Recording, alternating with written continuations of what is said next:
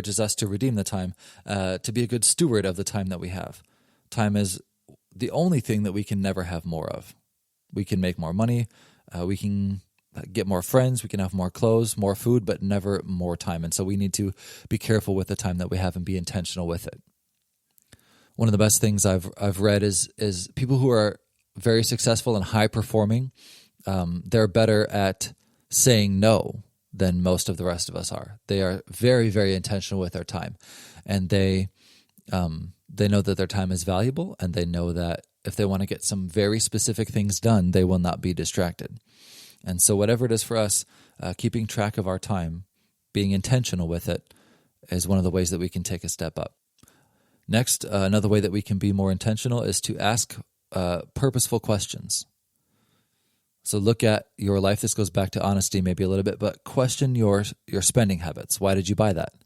Does it have a purpose that the 6 other things just like it in my house doesn't fill? What would I do in a particular situation? Why do I believe what I believe? If you're looking at yourself asking purposeful questions, you will live intentionally.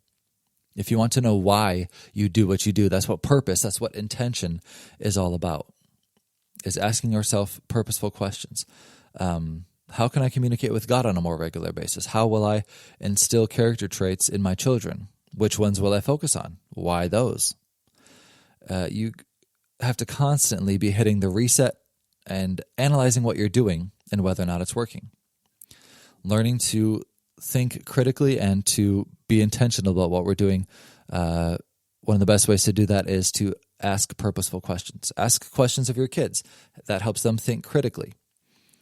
I sort of already mentioned this, but learn how to say no. I know that in an effort to serve God and to further His work and to do all of the right things that we feel like we're supposed to do, we often overextend ourselves. Living intentionally, we already said, makes the best use of our time, talent, and treasure that God has given us. So it's better to do a few things well than to do too many things in mediocrity.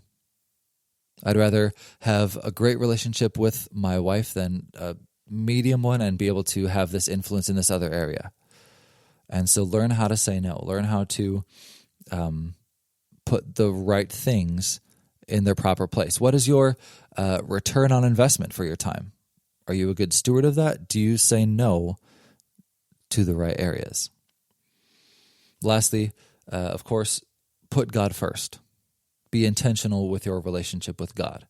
And a lot of these other areas in life just kind of fall into place. If you're intentional about church, if you're intentional about the Bible, if you're intentional about capturing sinful or distracting thoughts. And that's a tough one for men because we let our minds wander off and no one can see what we're thinking about. No one can see what we have going on in our minds. And so we're not sinning on the outside, but we are, our thoughts are running rampant, whether it's a sexual thing or whether it's a prideful thing, whether it's an anger thing. We often have no control on the inside. We're not being intentional about capturing those things, bringing into captivity every thought. Are you intentional about your prayer? Are you intentional about anything spiritual? Let's not, grow to be intentional in all of these other areas in our lives, but then not be intentional in our Christianity. Are you intentional with your testimony? I love Spurgeon's quote. He said, "The beard of reputation, once shorn, is hard to grow again." And so what people look at you, do they see Christ? And are you intentional about what people see Christ, the way people see Christ through you? Do you intentionally walk with God? Do you intentionally share the gospel? And let's be real, if we are not intentional about things, they often don't happen. We know that, we've already said that, but we have to be intentional in all aspects of our life. We have to be intentional about our spirituality.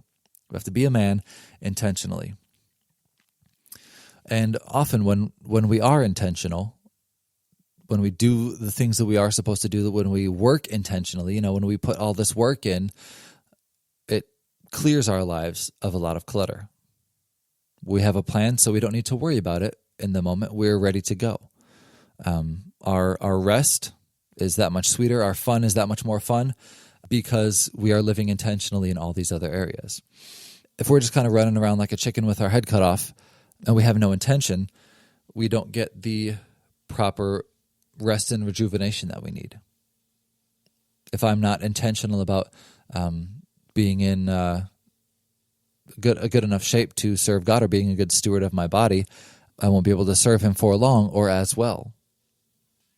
And so when we live intentionally in some areas, it allows us to be better in other areas. So let's put this into immediate action. Grab a piece of paper and a pen.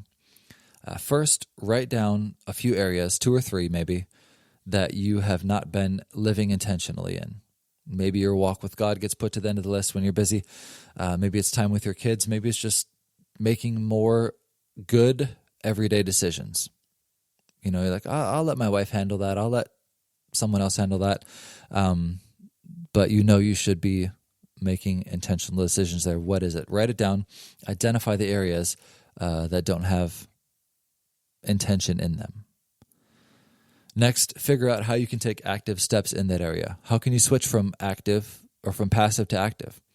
Do you need to cut something out of your life? Do you need to have a tough conversation with a friend?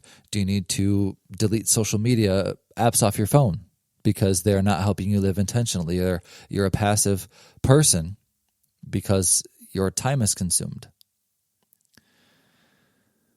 Lastly, and of course most importantly, pray for a focus on action.